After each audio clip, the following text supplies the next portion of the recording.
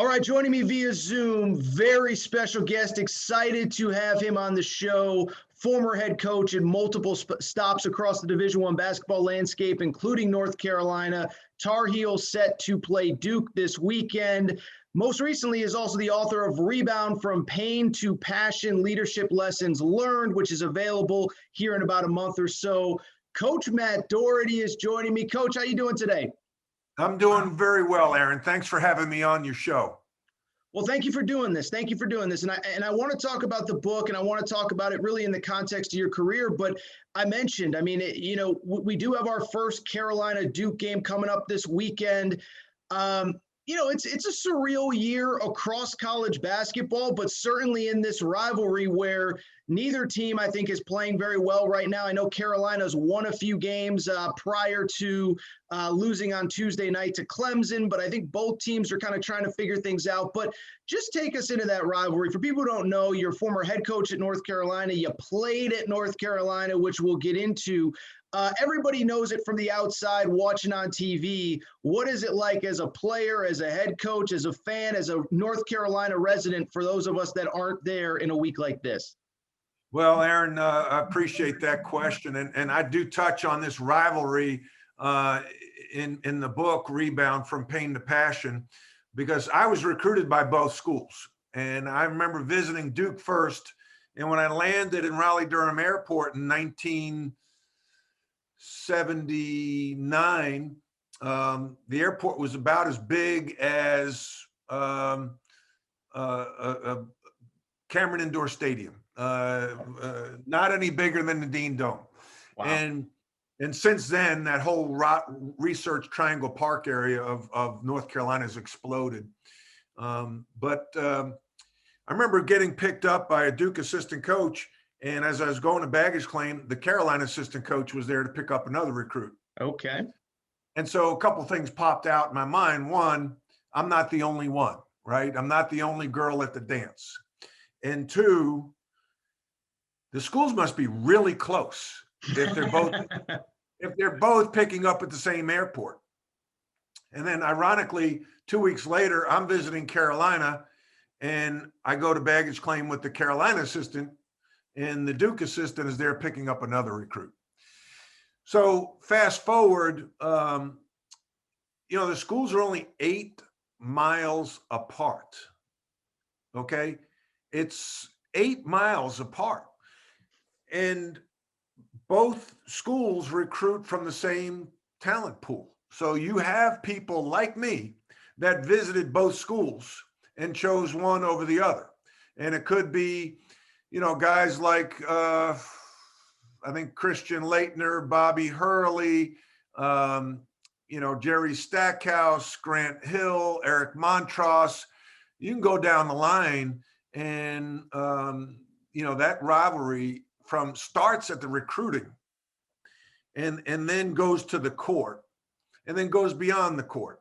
And so, going over to, remember my first game as a coach at Duke, we had pregame meals on the road. We had pregame meal in Chapel Hill. We went back to the locker room, relaxed a little bit, then got on a bus, and it was a 17-minute bus ride. Wow. To an away game at Duke. So close, but yet so far. Like very similar, but yet very different. Public school, private school. Larger school, smaller school. Big gym, small gym. And, you roll up there and you walk out on the court, and I jokingly say it's a big high school gym, and, talk to the players about, hey, those fans can't come out on the court and block your shot. So, and then we won, and then we were back home in less than 20 minutes. It's pretty heated. It's a pretty heated rivalry. I think it's the best rivalry in sport because, I'm a New York Yankee fan. You got the Yankees and the Red Sox. Well, they're, 3-4 hour drive apart. People talk about Alabama football, Auburn football, Michigan, Ohio State. They only play once a year. People talk about Louisville, Kentucky in basketball. They only play once a year. and the fan bases are so, different. Here, it's a national, has a national flavor, and it's intense, and it's been intense for years. And this is the first time since, I think, 1961 that neither team has been ranked in the top 25. Wow. It doesn't take away from the game, and I know people are still excited about it. Sometimes you talk about like a Louisville, Kentucky rivalry or Alabama, Auburn, a lot of, maybe more so the college rivalries, but especially the ones that are in state that you feel it 365 days a year.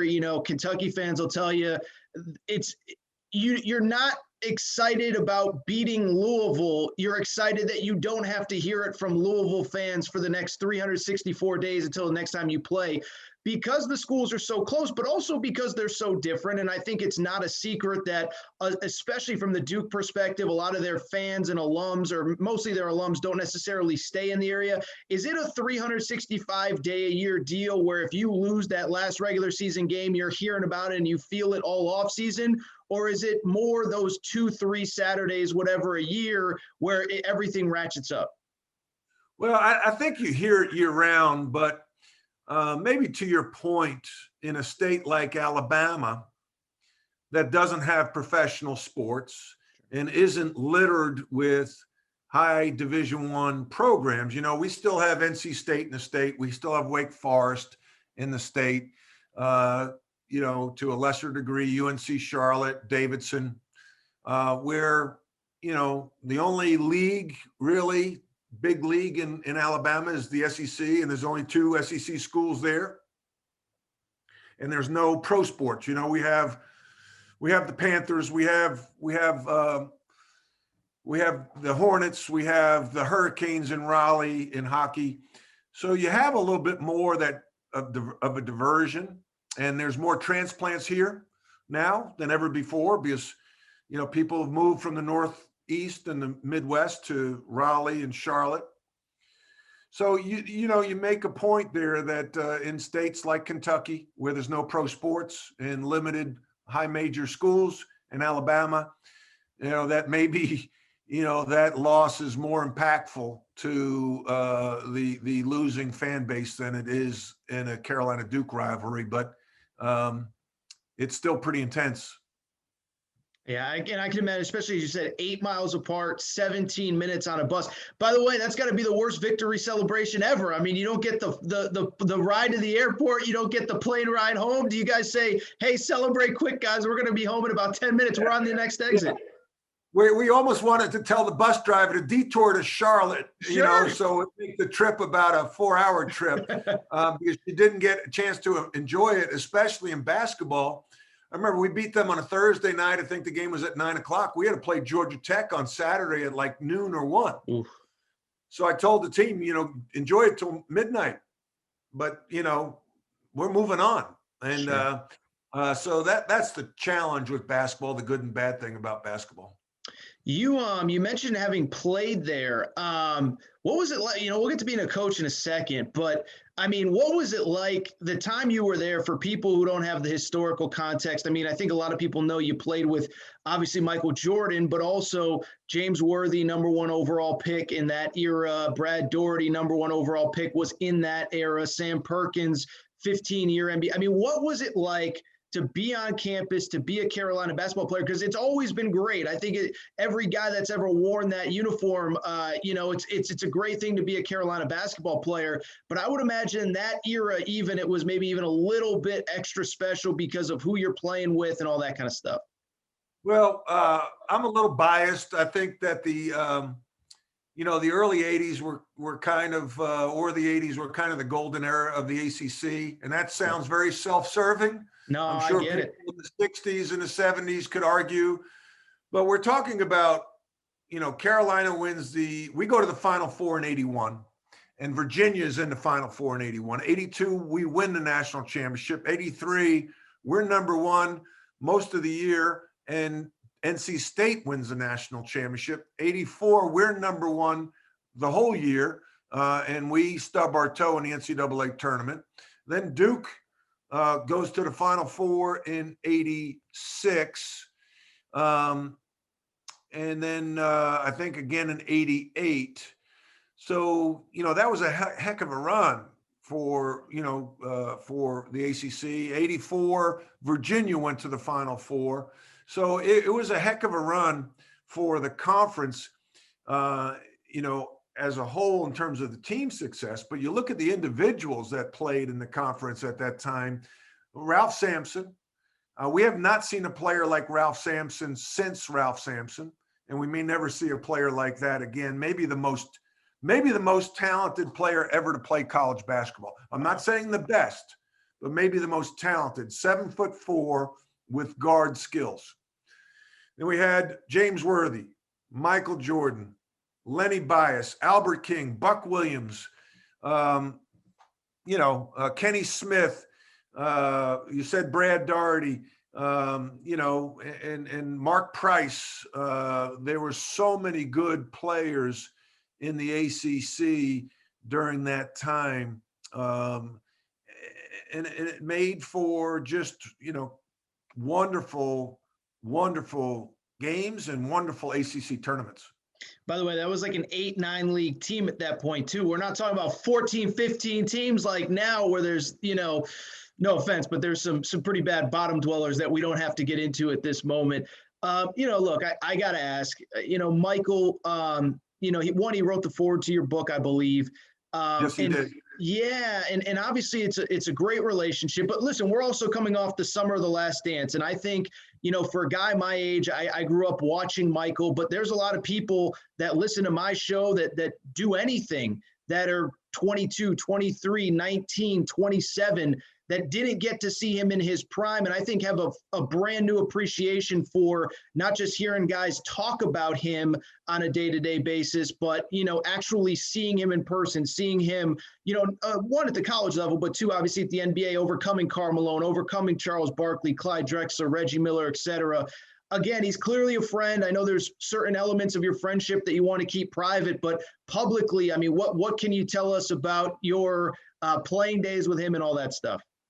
Well, I think that, people often ask, when did you realize he was going to be this good? And I think out of respect to the NBA and players like Larry Bird and Dr. J, I never projected him to be one of the best ever. But I remember the summer after his freshman year, we were playing pickup games and all the NBA players would come back, and they still do. And it was a great opportunity for us all to bond and play and get better. And there was a great player whose jersey's in the rafters, Walter Davis, who was an all-pro NBA player with the Phoenix Suns.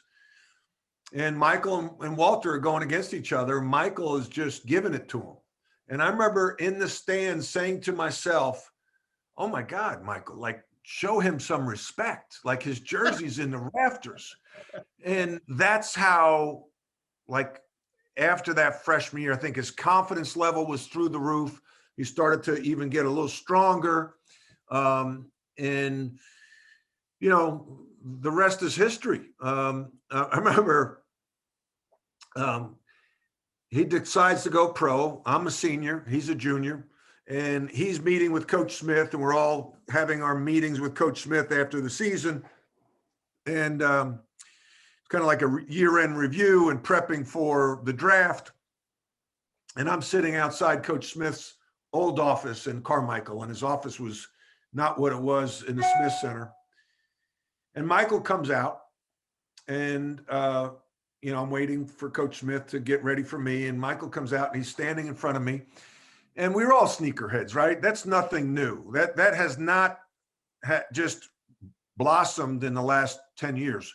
We all like sneakers. Just our options were very limited back then. It was like Chuck Taylors, leather cons, Adidas Pro models, and that's about it. Sure. And so Nike was just coming on, but they weren't a great shoe at that time. So Michael comes out, and Michael liked wearing Adidas. He wore Adidas in practice, but we were a Converse school. So Michael comes out of the locker room, and I'm looking up at him. I'm sitting in the chair, and I said, so Michael, what shoes are you going to wear? And he looks, and you know how he kind of like, kind of bobs his head and little, very confident. He says, Nike's going to make me a shoe and they're going to call it the Air Jordan. And he pivoted and walked out the door down the hallway. And I'm saying to myself, that cocky SOB. Oh my God. Fast forward a year later, I'm working on Wall Street, but I'm trying to stay in shape, running down Broadway because I'm thinking maybe I'll go play Europe. I hated my job. I still miss basketball. So I'm running, jogging down Broadway. And all of a sudden I'm coming up on a bus stop and there's a bus that pulls up. And on the side of the bus in New York City, there's Michael Jordan spread eagle on the side of the bus with the Air Jordan logo. Oh my God. And I said to myself, that son of a gun. Oh my God. That's unbelievable. Well, he certainly, by the time, it's crazy because when you watch the documentary, I'm sure you watched it. I mean, I love it. Yeah, I rewatched it. I'll show you. I won't show you now, but because we're recording. But my phone, my screensaver is Michael, and that's when I took it personal because that's my motivation every day when I get up. You got to kick yourself in the butt and get going here. But yeah, I just think that documentary was. It was incredible, and I just think it gave everyone, including I lived through the Jordan era. I mean, I don't know him personally like you, but I saw all the games, and even I forgot some of the stuff. So it was really awesome. You mentioned Coach Smith, and he's another one that I think for a younger generation, we think of even Coach K, who was his contemporary, who's still coaching college basketball. We think of the guys that are in it now, the guys that are still around. I mentioned to you beforehand, I'm a UConn alum, Jim Calhoun, Rick Pitino, Billy Donovan from his Florida days. But there seems to be, almost as time has gone on, almost like a mythical quality that has come with Coach Smith. I mean, maybe I'm over exaggerating. I don't know. I mean, to you, I know he was a friend, a father, a mentor figure, but for the younger audience, again, that wasn't around in the 80s, early 90s, mid 90s, that saw this guy on a night in, night out basis, describe his impact on Carolina basketball, the community, college basketball as a whole, whatever you think. Well, Aaron, I appreciate that. It's really hard to condense it in anything shorter than probably an hour or two documentary. Because he had such an impact on so many levels. He was maybe one of the brightest men I've ever met. He was very emotionally intelligent. He was very socially aware. He was helping integrate Chapel Hill as an assistant coach. Wow. At North Carolina. Yeah, as an assistant coach. He and the pastor of his church had an African-American student to lunch at a restaurant that was segregated. Very much someone who supports civil rights. He was a staunch Democrat. Very smart, very shrewd, really knew how to motivate people and bring individuals together as a team, created a culture that can only hope to be modeled today. And with that, a loyalty amongst his players and coaches. You've probably heard the story of when he passed away, that all the former players received a $200 check from him and his estate to take our families out to dinner on him. Wow. And I've never heard of another coach that did that until I watched an ACC documentary on the 35 years of the ACC. And I think Everett Case did that for his players at NC State. And I'm assuming that's where Coach Smith got it from. But, I continually refer to him. I continually think about him. I do a thought of the day on Twitter. I'm at Doherty Matt, and quite often I quote him. It's like a parent. As you get older, you hear your parents in you, and you kind of like, oh my gosh, I can't believe I'm becoming my dad. Well, there are times I'm becoming Coach Smith, hopefully, because the things that he instilled in us were lifelong lessons. Yeah. And well, thank you for sharing that. It's, like I said, I think that as time goes on, and yes, I have heard the story about sending everybody a check and some extra cash for them and their family. And yes, the time goes on. I just think that the mystique in many ways grows even, as the further that he passes. I want to get into your coaching career.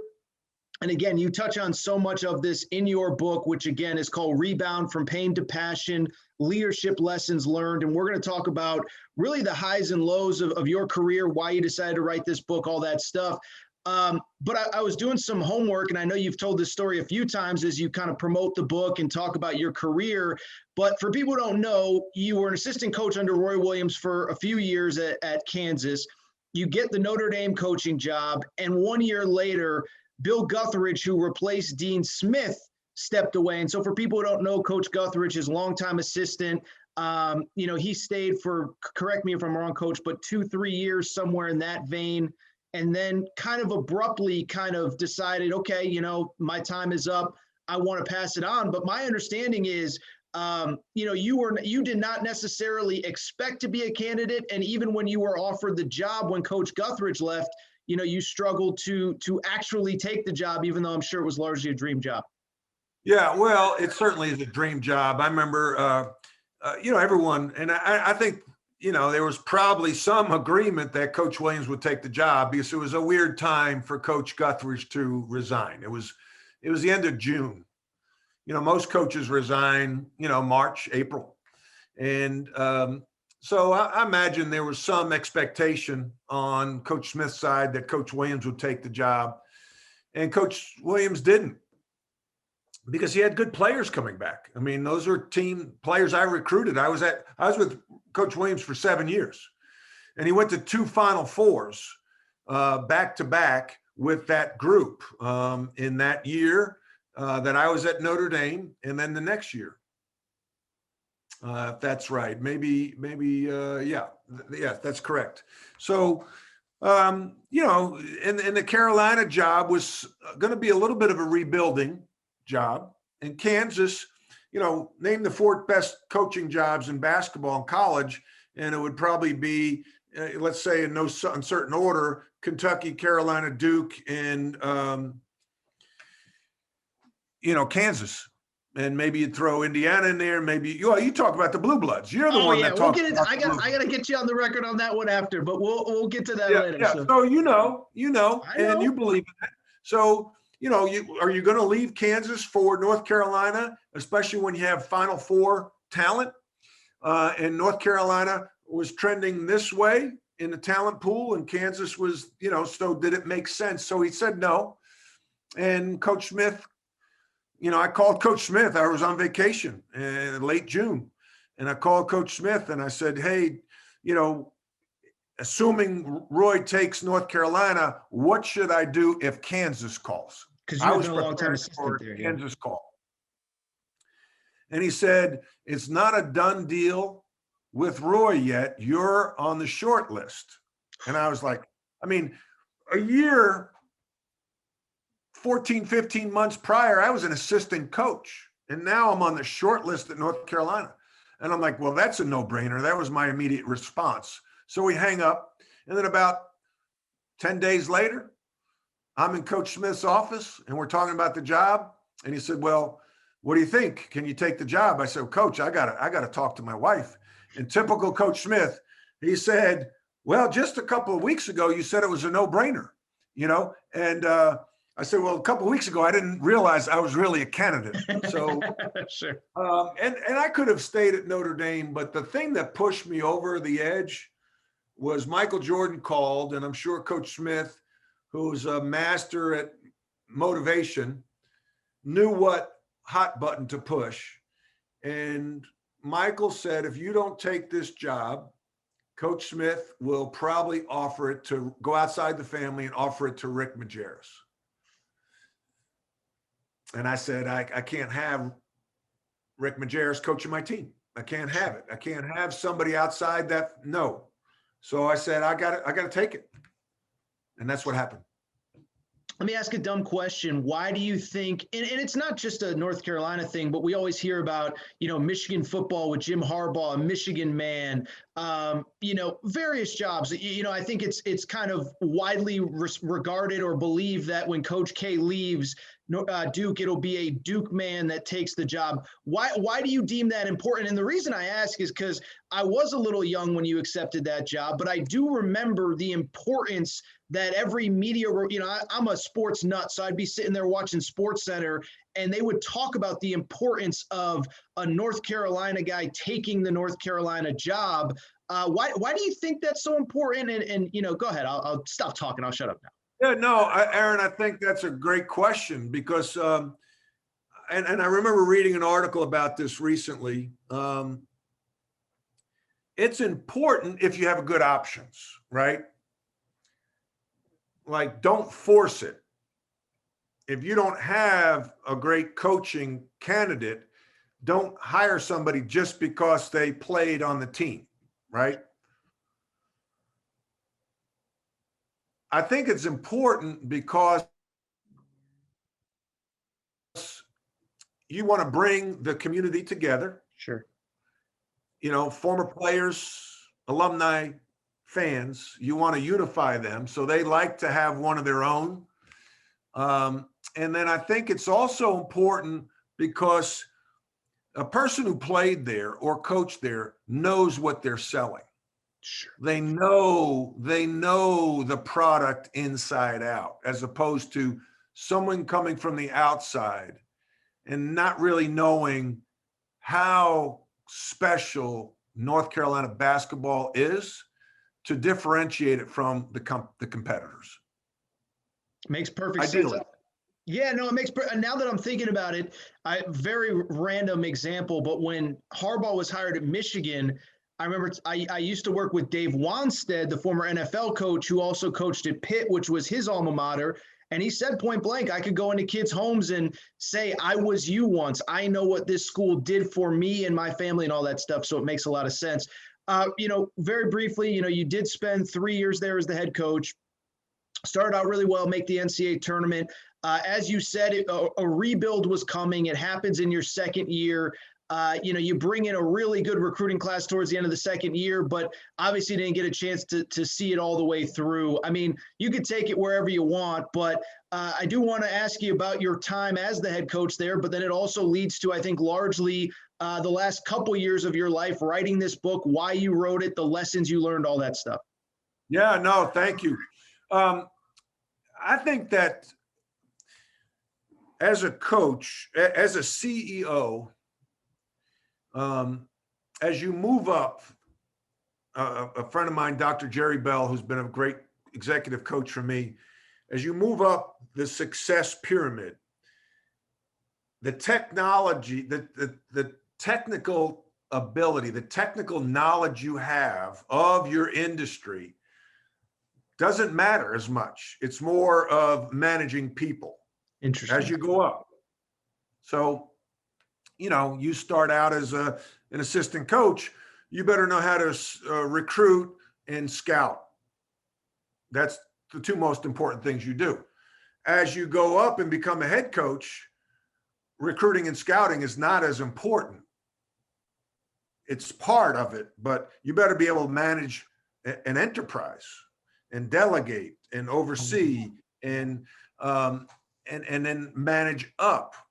And so I go from being a head coach for 1 year to being the head coach at North Carolina. And even though I played there, I didn't understand the managing of the enterprise. Sure. I didn't manage that well. Again,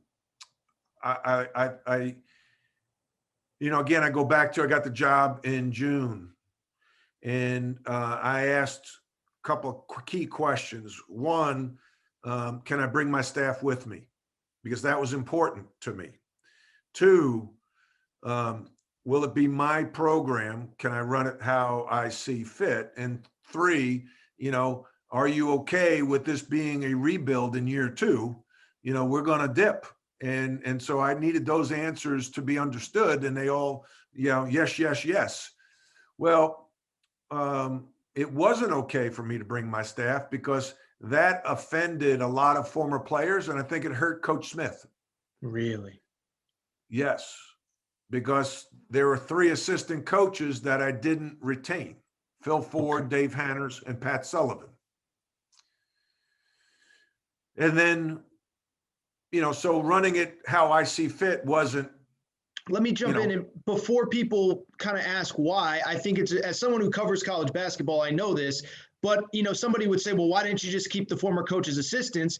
It means the 3 guys you had with you at Notre Dame are out of jobs in June, and potentially there are no more openings for them to get another job for the following fall. So that is why a coach would make that decision, just for people who might not understand that from the basketball perspective. You're exactly right, Aaron. And the other thing is this: those coaches helped me have a successful year at Notre Dame, and as a result, helped me get this opportunity. And the one thing I learned at North Carolina was loyalty. Yeah. Now, I write this in the book. I said there's loyalty and there's blind loyalty. I was blindly loyal. And I almost to a point of, and by the way, I said, if I can't bring the staff with me, that's okay. I'll stay at Notre Dame. Mm. Now, but I asked that of the athletic director. I didn't ask that of Coach Smith. Okay. That was a mistake. However, we should have figured out a way to make it happen where I can bring my staff with me and retain the previous staff. Sure. Maybe my staff comes but doesn't have the same role, but they're not left without a job. Sure. And then the previous staff is retained, and then everyone's happy. Yep. Maybe my staff's not happy, but I say, all right, listen, you don't have to take the job, but I'm not leaving you out in the cold. And hopefully if we have success, someone gets a head coaching job, then you move up. But politically, by eliminating or not retaining the previous staff, that really was probably the undoing of my tenure, unless I had unconditional success, unless I had just success where nobody could question it. But that really was difficult for a lot of people to manage. And I look back and say I should have handled that differently. Another thing in leadership, and I explain this in the book, Rebound, which is available on Amazon, by the way. You can pre-order it now. It is managing up.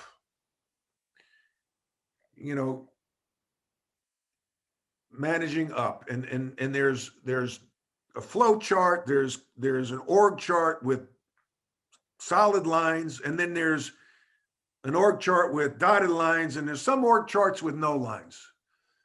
Well, Coach Smith and Coach Guthridge were up at the top of that org chart, but they weren't formally my bosses, but they were informally my bosses.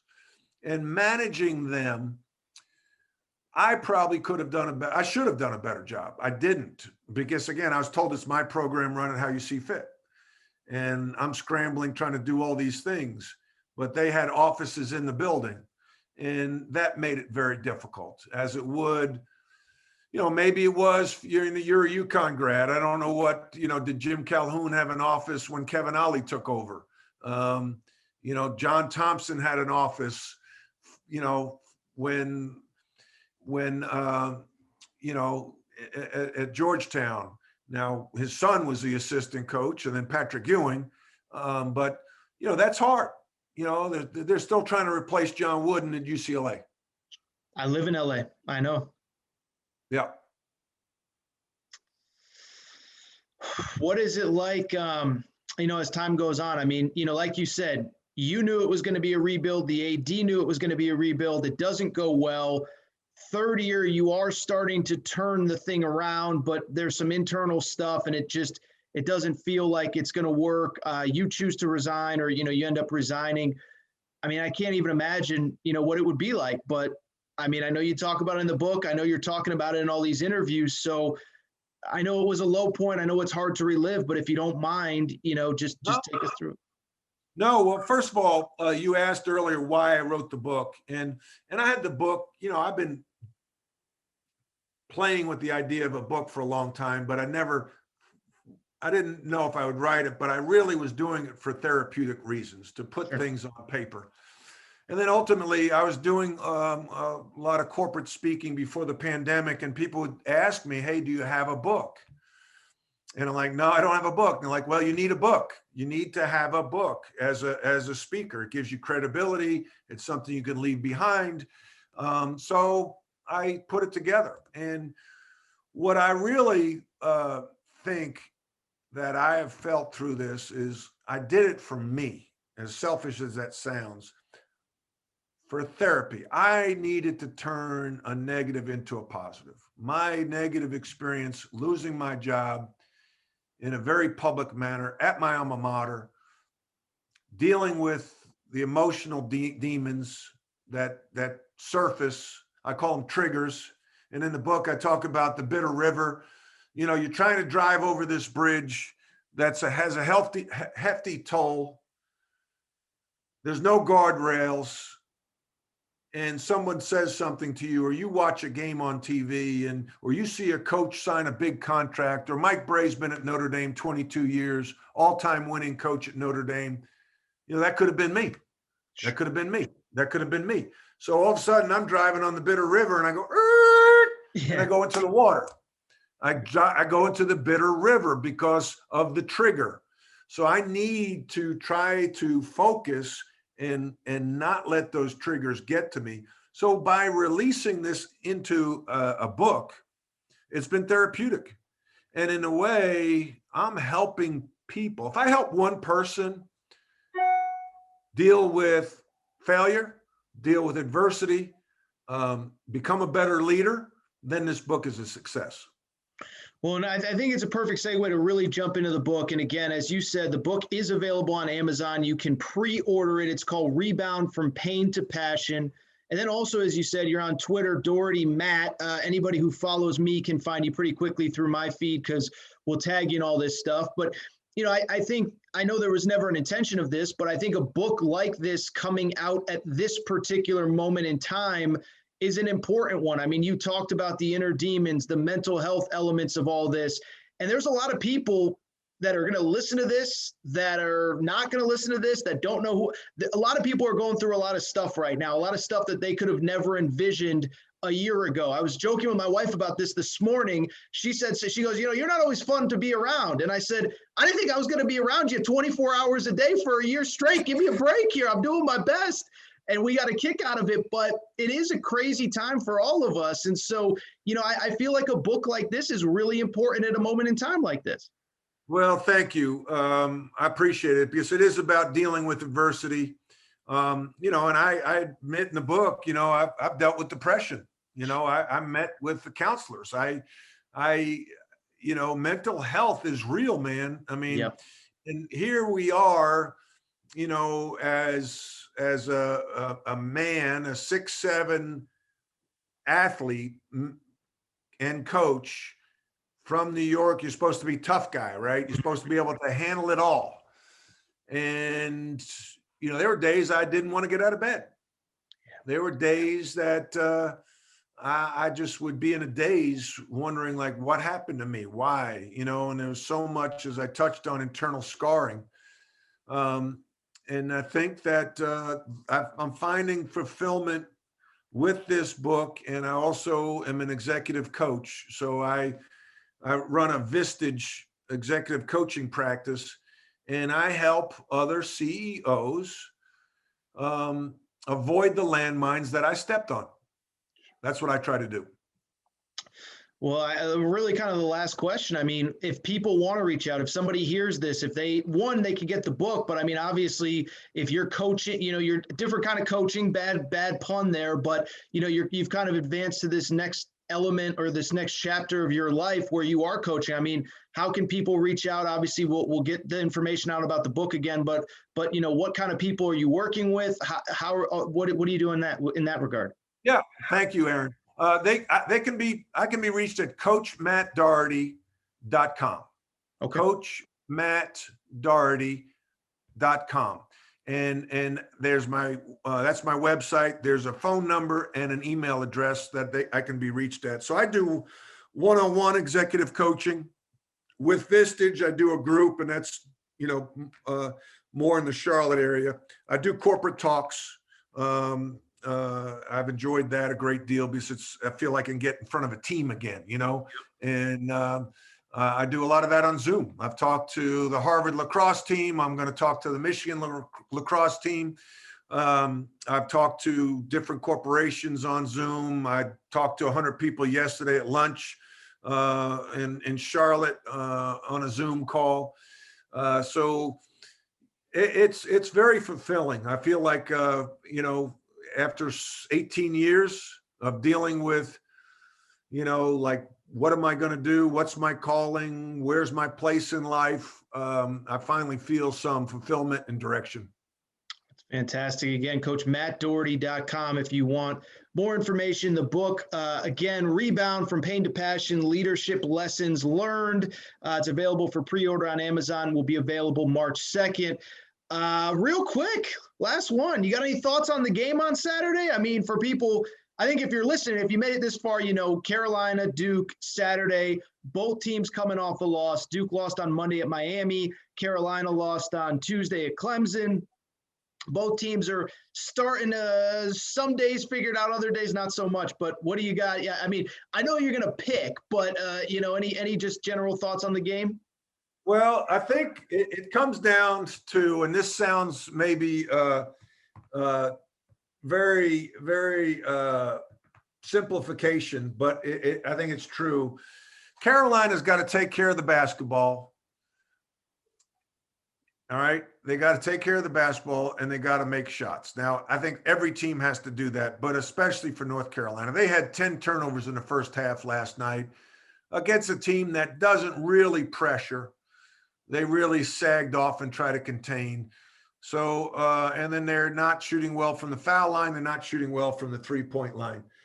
The other concern is when I would play against a team like North Carolina, I would try to turn their strength into a weakness, and their strength is their size.